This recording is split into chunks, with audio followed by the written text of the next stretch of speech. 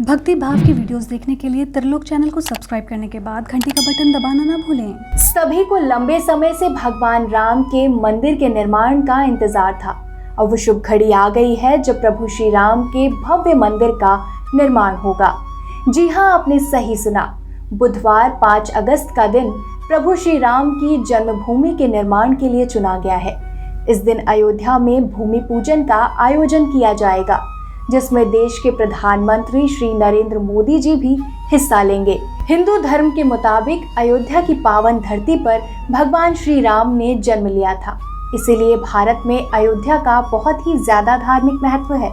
आज की इस वीडियो में हम आपको राम जन्मभूमि अयोध्या से जुड़ी कुछ रोचक बातें बताएंगे, जिनके बारे में शायद ही आपको पता हो, तो इस वीडियो को अंत तक जरूर देखें। श्री राम की जन्मभूमि अयोध्या का धार्मिक महत्व।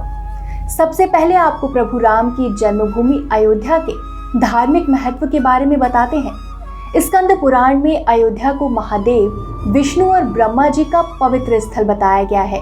धार्मिक पुराणों की माने तो श्री राम की नगरी अयोध्या भगवान श्री हरि विष्णु के सुदर्शन चक्र पर बसी है। प्रभु श्री राम की जन्मभूमि अयोध्या का भारत में बहुत ही उच्च और खास धार्मिक महत्व है। अयोध्या नगरी को अयोध्या जी कहते हैं। मान्यता है कि यहाँ पर बने सीता कुंड में स्नान करने से ही व्यक्ति के सभी पाप धुल जाते हैं। इतना ही नहीं, प्रभु श्री राम की जन्मभूमि अयोध्या में जप तप हवन दान स्नान और ध्यान करने मात्र से ही पुण्य की प्राप्ति होती है।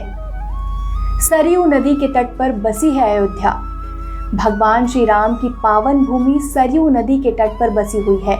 हिंदू धर्म के महाकाव्य रामायण में महर्षि वाल्मीकि ने अयोध्या को सरयू नदी के तट पर बसी एक पवित्र और पावन नगरी बताया है। यहाँ तक कि अथर्ववेद में अयोध्या को देवताओं का स्वर्ग भी बताया गया है। सप्तपुरियों में से एक है अयोध्या। कहते हैं कि प्रभु राम की जन्मभूमि अयोध्या सप्तपुरियों में से एक है। सिर्फ अयोध्या ही नहीं, बल्कि इसके अलावा हरिद्वार, काशी, अवंतिका, मथुरा, काशी और द्वारका भी सप्तपुरियों में शामिल है। विश्वकर्मा ने किया अयोध्या का निर्माण। धार्मिक कथाओं के मुताबिक भगवान श्री हरि विष्णु ने देवशिल्पी मनु ब्रह्मा, विश्वकर्मा और महर्षि ऋषि वशिष्ठ को भूमि का चयन करने के लिए धरती पर भेजा, जहां वे राम अवतार रूप में जन्म ले सके। मान्यताओं के अनुसार महर्षि वशिष्ठ ने सरयू नदी के तट पर बसी अयोध्या को चुना और भगवान विश्वकर्मा ने अयोध्या नगरी का निर्माण किया। दशरथ थे अयोध्या के 63वें शासक। हिंदू पुराणों के मुताबिक सूर्य के पुत्र वैवस्वत मनु महाराज ने अयोध्या की स्थापना की थी। अयोध्या पर राज करने वाले राजा दशरथ अयोध्या के पहले नहीं, बल्कि 63वें शासक थे। पौराणिक कथाओं के मुताबिक अयोध्या रघुवंशी राजाओं की बहुत पुरानी राजधानी थी। रामपुत्र कुछ नहीं, फिर से बताइए अयोध्या। हिंदू धार्मिक मान्यताओं के आधार पर जब श्री राम अपने धाम वैकुंठ चले गए थे, तो अयोध्या नगरी वीरान हो गई थी। ऐसा माना जाता है कि प्रभु राम के साथ ही अयोध्या के सभी पशु पक्षी कीट पतंग और वहां रहने वाले लोग भी श्री राम के साथ उनके धाम चले गए थे। प्रभु राम के पुत्र कुश ने अयोध्या नगरी को फिर से बसाया। इसके बाद सूर्यवंश की अगली 44 पीढ़ियों तक अयोध्या का अस्तित्व बना रहा। कहते हैं कि महाभारत के युद्ध के बाद एक बार फिर अयोध्या वीरान हो गई थी। महाराजा विक्रमादित्य ने बनाए कूप सरोवर और मंदिर। धार्मिक कथाओं की माने तो महाराजा विक्रमादित्य भ्रमण करते हुए सरयू नदी के किनारे पहुंचे, जहां उन्हें चमत्कार दिखाई दिया। जब उन्होंने वहां के संतों से पूछा कि यह किस तरह का चमत्कार है, तब संतों ने उन्हें बताया कि यह पावन भूमि भगवान श्री राम की जन्मभूमि अयोध्या है, इसीलिए यहाँ आपको हर जगह चमत्कार ही दिखाई देंगे। जिसके बाद वहां से लौटने पर महाराजा विक्रमादित्य ने अयोध्या में कूप सरोवर और मंदिर का निर्माण करवाया था। अयोध्या में है 5 प्रमुख मंदिर।